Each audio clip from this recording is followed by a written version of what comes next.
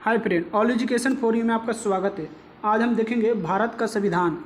भारत का संविधान से देखेंगे भारत का अधिनियम से संबंधित सभी प्रश्न, क्योंकि यहाँ से एग्ज़ाम में हमेशा प्रश्न पूछे जाते हैं। तो चलिए स्टार्ट करते हैं बिना देरी किए।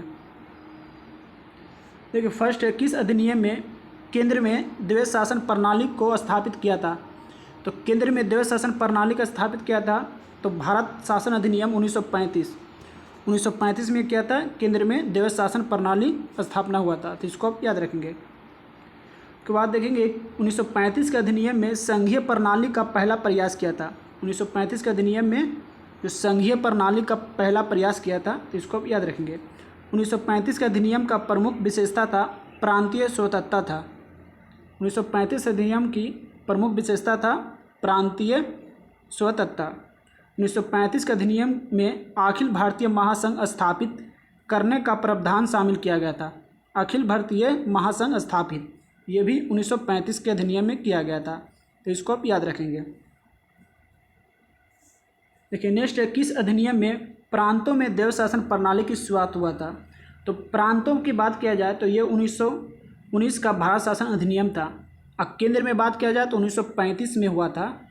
ये प्रांतों में पूछ रहा है, तो प्रांतों में द्वैध शासन प्रणाली की शुरुआत हुआ था 1919 के भारत शासन अधिनियम। इसे मॉन्टेग्यू जेम्सफोर्ड सुधार भी कहते हैं। प्रांतों में द्वैध शासन के जनक लियोनस कार्टियस थे। प्रांतों में द्वैध शासन के जनक कौन थे? तो लियोनस कार्टियस। तो इसको आप याद रखेंगे।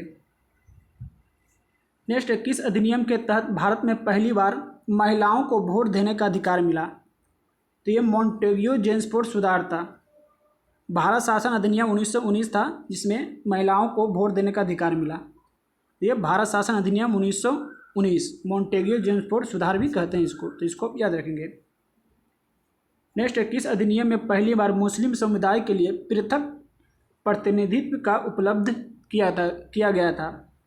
तो ये 1909 को भारत परिषद अधिनियम के तहत मुस्लिम समुदाय के लिए पृथक प्रतिनिधित्व का उपबंध किया गया था। तो इसको आप याद रखेंगे। 1909 का भारत परिषद अधिनियम को मॉर्लो मिंटो सुधार भी कहते हैं।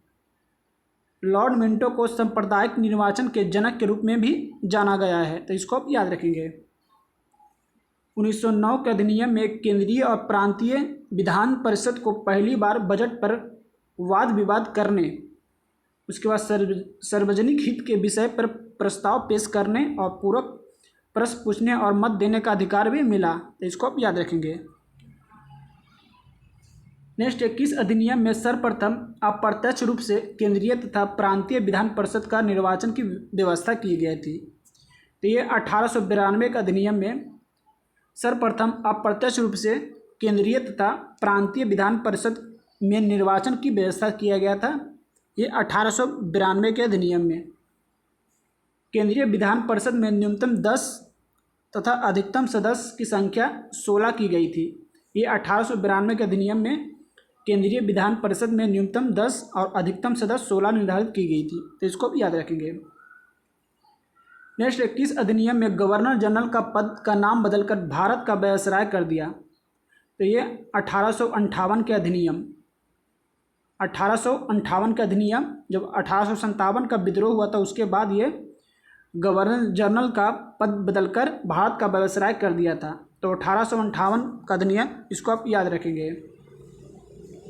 किस अधिनियम के द्वारा भारत में शासन को कंपनी के हाथों से सम्राट को स्थानांतरित कर दिया गया तथा भारत का शासन इंग्लैंड के सम्राट के नाम से भी जाने लगा?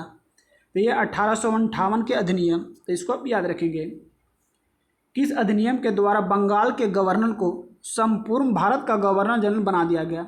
बंगाल का गवर्नर पहले नाम था, उसके बाद संपूर्ण भारत का गवर्नर जनरल बना दिया गया 1833 के चार्टर एक्ट। तो इसको याद रखेंगे। किस एक्ट के द्वारा सिविल सेवकों की भर्ती एवं चयन हेतु खुली प्रतियोगिता व्यवस्था का आरंभ हुआ था? तो ये 1853 का चार्टर एक्ट। तो इसको आप याद रखेंगे। किस अधिनियम के द्वारा देश में एक केंद्रीय शासन प्रणाली की शुरुआत हुआ था? तो 1833 के चार्टर एक्ट के तहत केंद्रीय शासन प्रणाली की शुरुआत हुई थी। तो इसको आप याद रखेंगे। नेक्स्ट है, किस एक्ट के द्वारा कंपनी के भारतीय व्यापार का एकाधिकार को समाप्त कर दिया था? तो ये 1813 के चार्टर एक्ट, इसमें भारतीय व्यापार का एकाधिकार को समाप्त कर दिया गया था। तो इसका आंसर हो जाएगा 1813 का चार्टर एक्ट। नेक्स्ट है, किस एक्ट के द्वारा राजनीतिक मामले में के प्रबंध के लिए नियंत्रण बोर्ड ऑफ कंट्रोल का गठन किया गया? तो ये 1784 पिट्स इंडिया एक्ट के तहत राजनीतिक मामले के प्रबंधन के लिए नियंत्रण बोर्ड यानी बोर्ड ऑफ कंट्रोल का गठन किया गया। तो इसका आंसर होगा 1784 के पिट्स इंडिया एक्ट। तो इसको याद रखेंगे। 1784 पिट्स इंडिया एक्ट के द्वारा देव शासन की व्यवस्था का आरंभ किया गया था। किस अधिनियम के द्वारा बंगाल गवर्नर को बंगाल का गवर्नर जनरल पद नाम दिया गया? बंगाल के गवर्नर जनरल को बंगाल का गवर्नर जनरल पद नाम दिया गया। तो ये 1773 के रेगुलेटिंग एक्ट के तहत बंगाल के गवर्नर को बंगाल का गवर्नर जनरल का जो पद था उसका नाम दिया गया। तो ये 1773 के रेगुलेटिंग एक्ट के तहत। तो इसको आप याद रखिए। तो आज के लिए इतना ही था। अगर वीडियो पसंद आए तो लाइक करें, सब्सक्राइब करें। तब तक के लिए धन्यवाद।